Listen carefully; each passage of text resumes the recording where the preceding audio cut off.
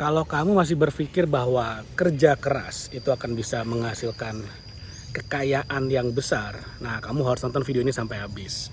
Jadi di sini saya bukannya mau membandingkan kerja keras kerja cerdas, enggak sih. Saya hanya mau sharing sedikit pengalaman dari apa yang sudah pernah saya lihat dan saya sudah pernah alami selama sekitar udah lebih dari 10 tahun karir saya sebagai seorang entrepreneur, sebagai seorang pengusaha dan investor. Saya mau sharing gini, kalau misalnya saya lempar pertanyaan, menurut kamu siapa sih orang-orang yang kerjanya sangat keras? Ya akan ada yang bilang petani lah, kuli bangunan lah, tukang angkut koper di kapal lah, dan segala macamnya. Oke, saya pertama ini disclaimer ya, saya bukan mau merendahkan profesi tertentu, enggak. Tapi ya ini kita bicara fakta aja, kita bicara fakta, kita bicara data aja yang real aja. Jadi kalau kamu tersinggung di mana ya that's your problem, itu masalah kamu, bukan masalah saya. Karena saya di sini cuma sharing pengalaman aja dari pengamatan saya aja. Oke. Kita sebut aja orang-orang yang bekerja paling keras, yang resikonya tinggi lah dan segala macam, sebut aja misalnya kuli bangunan gitu. Dan kuli bangunan adalah suatu pekerjaan yang menurut saya sangat terhormat, karena bisnis saya properti, kalau nggak ada mereka ya saya nggak akan jadi apa-apa juga. Oke, tapi sekarang gini, apa sih yang mereka lakukan sehari-hari?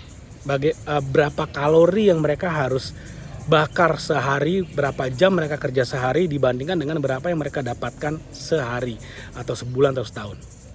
Itu luar biasa beratnya. Hidupnya sangat ya keras sekali. Ya memang begitulah kenyataannya. Itu apa adanya aja. Nah, dibandingkan dengan misalnya, ya udah saya bandingkan dengan diri saya sendiri misalnya. Apa sih kesibukan saya sehari-hari? Dan kenapa saya dalam banyak kasus ya, in many cases, menghasilkan duit bisa lebih banyak daripada mereka. Jadi gini, yang saya lakukan sehari-hari, pekerjaan saya sehari-hari itu lebih banyak ketemu orang. Saya ketemu orang, dalam satu hari saya bisa ketemu 3, 4, 5 orang, tergantung saya di mana. Kalau saya lagi di Bali, saya bisa ketemu jauh lebih banyak orang karena lebih nggak macet. Kalau di Jakarta, kalau lagi beruntung saya bisa ketemu 5-6 orang, tapi biasanya saya ketemu 2-3 orang, waktu udah habis karena Jakarta macet. Tapi gini, ketika saya ketemu orang, saya nggak pernah ketemu orang di lapangan rumput panas-panasan. Saya ketemu orang selalu di restoran ber-AC atau di hotel, di lobi hotel ber-AC, di restoran hotel yang AC-nya dingin, dan selalu ditemani dengan minuman, minimum air putih atau sambil makan.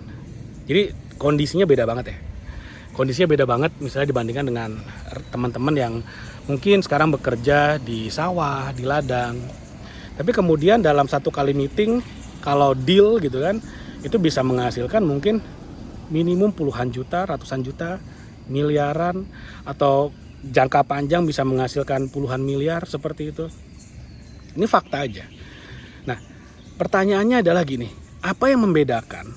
Kenapa orang-orang tertentu itu dalam satu kali duduk 1 jam 2 jam bisa menghasilkan ratusan juta sampai miliaran, tapi banyak orang di luar sana yang harus dengan segala resiko pekerjaannya, dengan segala kelelahannya, banting tulang, kuras keringat, itu hanya menghasilkan jutaan rupiah per bulan. Ini sebenarnya yang saya mau coba sharing gitu ya. Jadi bukannya merendahkan profesi tertentu, bukan. Apa bedanya? Bedanya adalah value-nya. Nah, ini coba nonton sampai habis supaya dapat konteksnya full ya. Bedanya adalah value-nya. Apa yang dimaksud dengan value? Ketika kita bisa bekerja sama dengan satu orang yang bisnisnya sudah 100 miliar misalnya, ya maka minimum pembicaraan dengan mereka itu adalah ya miliaran juga. Kan sesimpel itu. Gimana caranya supaya kita bisa duduk bareng semeja dengan yang sudah ratusan miliar ini? Kan sekarang pertanyaannya itu, kita punya sesuatu yang bisa membuat si ratusan miliar untuk menjadi lebih kaya. Sesimpel itu jawabannya. Kalau kita punya value, kita punya skill, kita punya sesuatu yang bikin mereka lebih kaya, mereka kan panggil kita kok. Mereka akan mau duduk sama kita, mereka akan mau ngobrol sama kita. Dan ketika kita udah ngobrol sama mereka, pembicaranya adalah how to make billions, gimana caranya menghasilkan miliaran rupiah. Nah sekarang pertanyaan berikutnya, lebih dalam lagi. Gimana caranya supaya kamu punya skill, punya value yang bisa memberikan si ratusan miliar ini miliaran lebih kaya lagi. Karena kalau kamu kasih mereka miliaran, minimum masuk kantong kamu minimum ratusan juta kok. Minimum itu pengalaman saya berbicara seperti itu. Gimana caranya? Ya kamu developlah skillmu, kembangkanlah dirimu. Belajar lebih banyak lagi, baca buku, rajin ikut seminar. Kalau buka YouTube, bukalah yang bagus-bagus, yang yang nambahin ilmumu, yang nambahin idemu, yang ngasih kamu pengetahuan baru, skill baru. Baca buku-buku yang bikin kamu semakin terinspirasi, termotivasi, ngasih kamu skill baru, minimum skill ya skill bisnis lah, skill-skill yang berhubungan dengan bisnis lah. Skill marketing, skill jualan, skill digital marketing, skill negosiasi, skill apapun lah. Skill properti misalnya. Baca yang kayak gitu. Nah BTW kalau mau beli salah satu bukunya nanti ada di bawah ya. Ada di description atau ada di komen. Kami akan pin. Kamu bisa beli bukunya. Nah balik lagi ke laptop. Sebetulnya kan kalau orang kaya, apa sih yang mereka mau? Ya mereka mau lebih kaya lagi. Simple. Kalau kita bisa manfaatkan keinginan mereka untuk sesuatu yang sama-sama win, saling win gitu ya. Mereka juga makin kaya, kita juga kecipratan makin kaya. Nah itu kan yang bagus seperti itu sebetulnya. Jadi apa yang membedakan antara orang yang meeting 1 jam di ruangan ber-AC dengan orang yang bekerja puluhan jam sehari, menguras keringat tapi kemudian hasilnya adalah jutaan rupiah per bulan? Yaitu jawabannya. Jadi pertanyaannya sekarang adalah seberapa komit dirimu untuk meningkatkan value-mu, seberapa komit dirimu untuk menguasai, mempelajari skill-skill baru untuk bisa duduk bekerja sama, duduk ngobrol, menjalin kerjasama dengan para pengusaha yang udah sukses itu. Nah sekarang mungkin kamu mikir gini, tapi Pak Gede, saya udah punya skill loh, saya udah tahu loh gimana caranya jualan properti. Saya udah tahu gimana caranya bisa bantu para developer besar ini supaya mereka bisa jualan properti lebih cepat, lebih banyak. Kalau kamu merasa kamu udah punya skillnya, kalau kamu merasa kamu udah punya udah waktunya lah buatmu untuk ngobrol bareng. Nah, saya mau kasih satu solusi. Saya mau ajak kamu, ini sebuah peluang yang bagus banget, di mana kamu bisa duduk bareng semeja dengan seorang pakar properti nomor 1 di Indonesia, Bapak Matius Yusuf. Kalau kamu pemain properti, kamu pasti tahu nama ini kok. Semua orang properti pasti tahu nama ini. Ini adalah orang yang membesarkan grup Agung Podomoro jadi segede gitu ya, karena orang ini yang Kalibata City apartemen ada puluhan ribu unit beliau yang ngabisin, yang dulu ngejualin semua. Nih orang hebat, udah bangun ratusan tower di Indonesia. Jadi udah bener-bener ahli properti, ngedevelop tanah puluhan ratusan hektar se-Indonesia, bahkan ribuan hektar. Orang yang luar biasa, dan kamu bisa duduk sama dia. Kamu bisa duduk sama beliau, satu meja, bisa ngobrol, dan siapa tahu ada peluang kerjasama di sana. Saya nggak pernah tahu, kita nggak pernah tahu, tapi ada sebuah opportunity. Gimana caranya?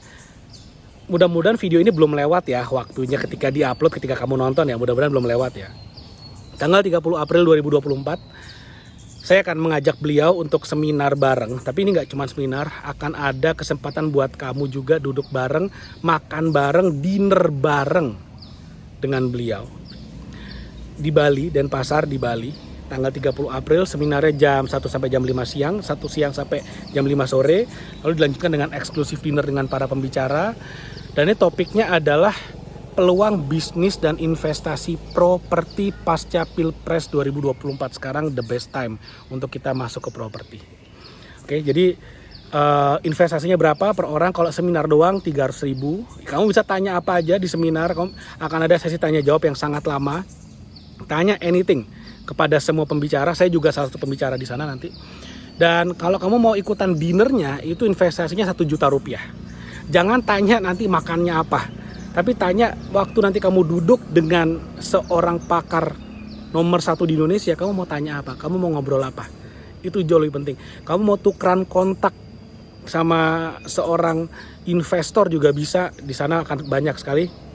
Jadi ini adalah opportunity buat kamu. Jadi kalau mau daftar, mau info lebih lengkap, silakan DM saya aja di Instagram. Saya akan taruh Instagram saya di description atau di komen, nanti saya akan taruh. Silahkan kamu DM aja, nanti kita akan info lebih lanjut.